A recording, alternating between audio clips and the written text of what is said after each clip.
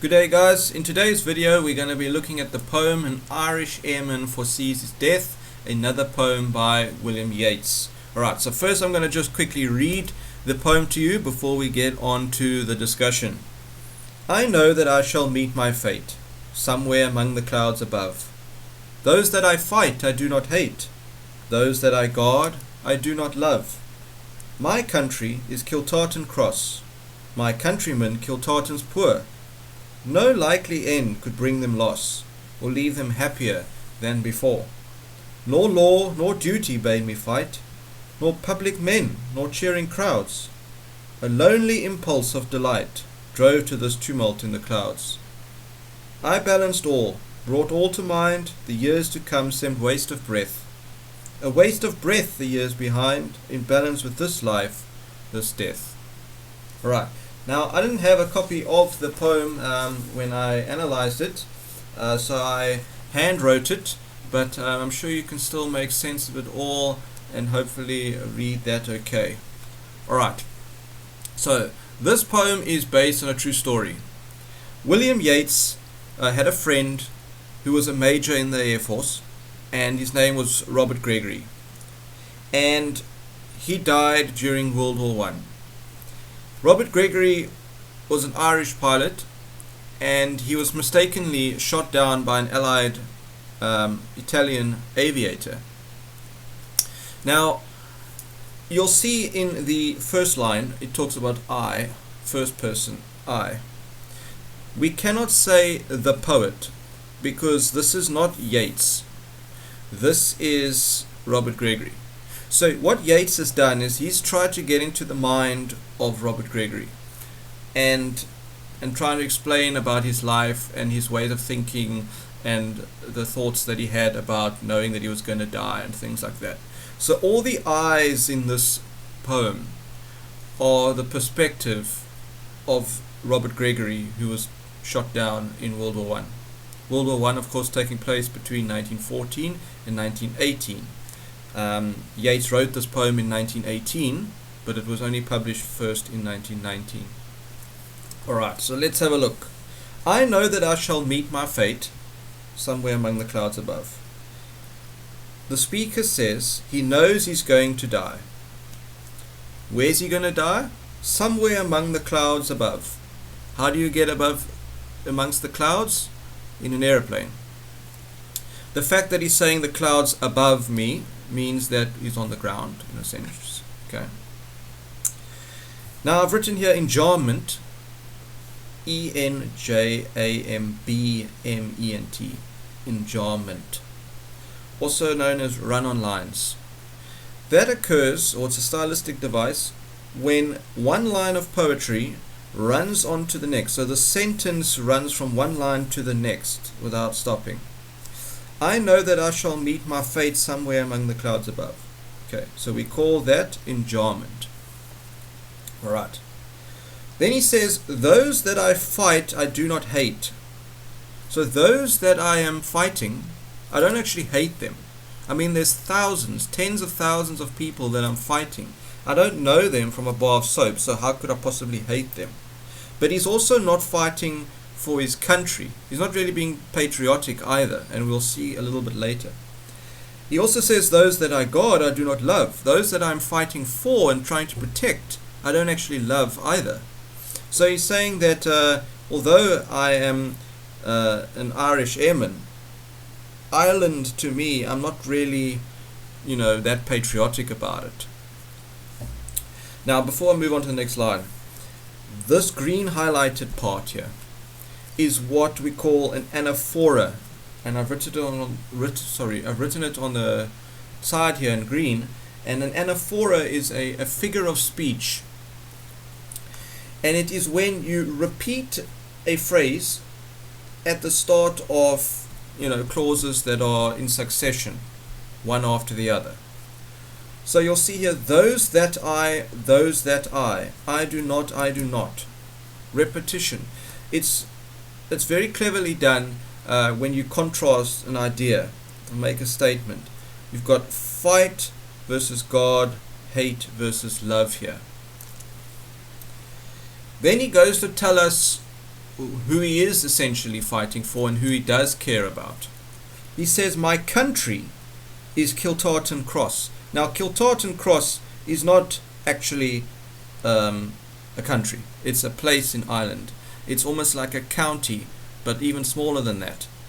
That is where he lives. So he's saying, like, the only place that I actually care about is Kiltartan Cross. Yes, it's in Ireland, but the whole of Ireland, I'm not bothered. My countrymen, usually the Irish people, all the citizens of Ireland would be your countrymen, but he's saying no, my countrymen are the Kiltartans people, the Kiltartans poor. People in Kiltartan, it's like a kind of rural area, so it's not like amongst the city as such. So he goes on to say that no likely end could bring them loss. In other words, whatever the outcome is of this war, it's not actually going to affect us living out there in Kiltartan Cross. It's going to have no effect on us. The people in Kiltartan Cross are just living their lives, basically. And they're not really in danger of getting killed because it's like on the outskirts. There's going to be no real benefit in the flattening Kiltartan Cross. But he's saying, my town is more important than my people. And whatever the outcome is, it's not going to bring them any misfortune as such, or leave them happier than before. In other words, again, whatever the outcome is of the war, it's not going to make them any happier. Life's going to stay the same for the people of Kiltartan Cross, basically. And I've written here, the people of Kiltartan will be the same as before the war. I don't know if the pink doesn't come out very well there, I'm afraid, sorry. Then he goes on to say, this is why I'm actually in the Irish Air Force. It wasn't the law that made me join, or it wasn't having a sense of duty that I must fight for my country that made me join the war. Wasn't either of those things. Nor was it public men, we can say those are politicians or recruiters, people maybe announcing that it's very patriotic for you to fight for your country, nor the cheering crowds. Nobody spurred me on. So these two lines here are him saying, this is not why I joined the war efforts. A lonely impulse of delight drove to this tumult in the clouds. So the reason why he joined the Air Force to fight in the war, it was just a simple impulse, a calling or a sense of destiny of delight, pleasure, delight, pleasure in the thought of signing up for the war. Why? Because he actually loves flying. That is what he loves to do. And obviously with a war going on, it creates an opportunity for him to fly as much as possible. Drove to this tumult. A tumult is, I've written here, noisy chaos. Now, why is there a tumult in the clouds? All these aeroplanes and all this gunfire going around. It's like very chaotic. You've got allies and enemies and bullets flying all over the place and planes getting shot down and smoke and all sorts of things. So it's chaos, and it's of course very noisy as well because of all the aeroplanes and the gunfire. That is why he joined. Then he tells us that when he, before he had joined, he obviously needed to make a decision now whether he was going to be part of the war, flying or not. It says that he balanced all, brought all to mind. So he considered all the pros and cons really before signing up. If you balance them all, like if you have to make a decision, then sometimes you're like, okay, let me, I should do it because of XYZ, or I shouldn't do it because of ABC kind of thing. So he brought all this to mind, and then he thought to himself, the years to come seemed a waste of breath. In other words, if I didn't join the war efforts, if I didn't fight for something, it would feel like the rest of my life would have just been a waste. Like I wouldn't have really done anything with real meaning or purpose. A waste of breath the years behind. in balance with this life, this death. Waste of breath, kind of like a bit of a anaphora going on there as well, a bit of repetition there, but I wouldn't worry too much about that. So he's saying it was a waste of breath. If I look at the past and I look at the future, if I don't fight, it's meaningless. What was it for? My life wouldn't have much meaning. The past and the future are pointless when compared to life and death as a war hero. If I die, well, he's certain that he's going to die, because he says here, I know that I shall meet my fate somewhere amongst the clouds. He knows he's going to die flying. But he's saying, it would seem better that I die doing something I love and having purpose doing it than not joining the war effort, and then like the war goes over and I kind of just feel like I didn't do anything, like life would be pointless. Everything that I'd done in the past and everything that I would do in the future would have no real meaning. So let me rather go and do something that I love, and that is flying, and then die, but at least I'll die a war hero. Alright, now let's look at the rhyme scheme. Fate and hate rhyme. So we put a little A there. Above doesn't rhyme with fate, so that's a new letter, we put B. Hate rhymes with fate, so we put A again. Love above rhymes, so we put B again. So we're finding that we have this rhyme scheme of A, B, C, D, C, D, E, F, G, H, G, H. We call that alternating rhyme, where one line rhymes with not the next line but the next line. So 1, 3, 2, 4, etc. So if we had to ask you, write down the rhyme scheme for the poem, then chances are you would write A, B, C, D, C, D, E, F, G, H, G, H. If we said identify the type of rhyme scheme, then you would say alternating rhyme. And please make sure it's spelled correctly. Now, this over here might be a little bit foreign to you, and it's very probable that you won't be asked this at a grade 8 level, but you will definitely be asked it in future, and it's definitely good to get a grip on it now and understand what it means earlier rather than later. Okay. Iambic tetrameter. Now, an iamb is a meter or a foot in terms of the rhythm of lines of poetry. It's a foot. We call it a metrical foot in a sense. So what that means is that if you go to junior school days and they taught you all about syllables, right? And then you had to clap how many syllables were in a word. So we take somewhere, 2 syllables, right? Now those syllables are essentially feet that make up the rhythm of the line or the meter of the line. Now you'll notice that some words that are more than one syllable, there's emphasis or an accent on one part of the word. So let's take the word, let me just find a piece of paper here.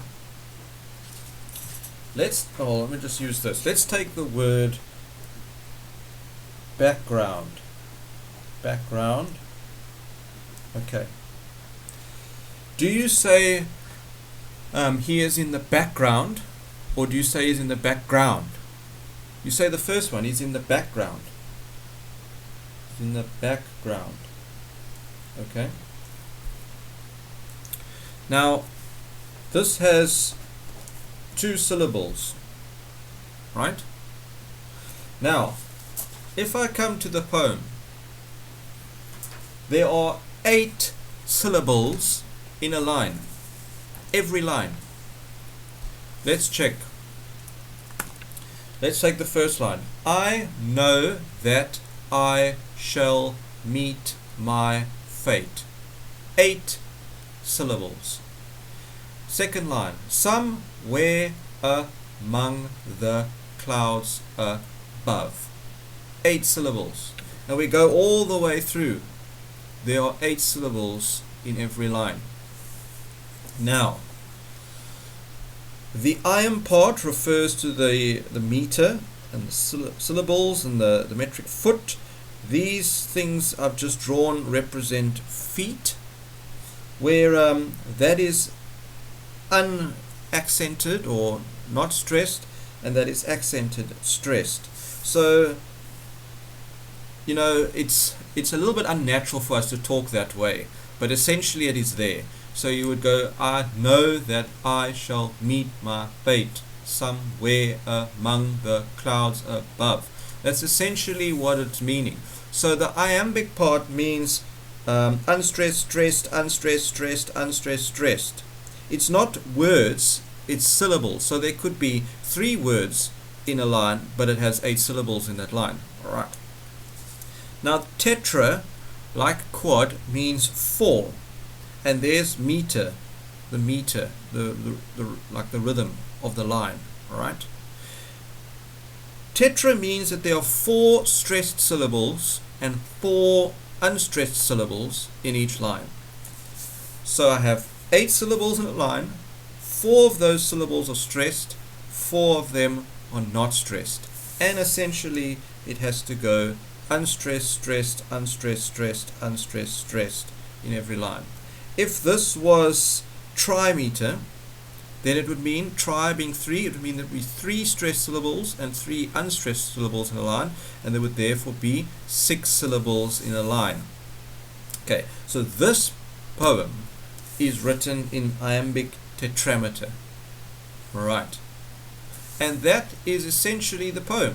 I've put enjambment here because there's more than just these 2 lines of enjambment. There's other enjambment as well, like a lonely impulse of delight drove to this tumult in the clouds. Okay, so it's more than just over there. All right. Okay, guys, that is the poem. I hope that has helped you. I hope you've got a good understanding of the poem now.